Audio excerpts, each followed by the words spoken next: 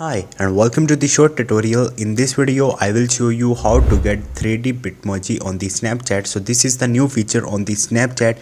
How you can get it, watch this video till the end and you have to follow the same procedure. And if this video really helps you out, do subscribe to my channel. So first of all you have to open your Play Store and you have to search for the Snapchat.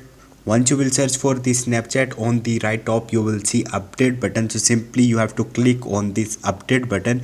Once your Snapchat is up to date, simply go back and open your Snapchat. On the left top you will see your profile icon. You have to click on it, and now you have to swipe this list to down, and you will see this type of the options like change outfit, share outfit, pose, background, change selfie. So you can change the pose and the background to give the to give this emoji a 3D look. As you can see, different positions are here, poses are here. So this is the way to get the 3D bitmoji on the Snapchat. Hope this video will helpful for you. If you have any question, you can ask me in the comment section, and don't forget to subscribe my channel. Thank you.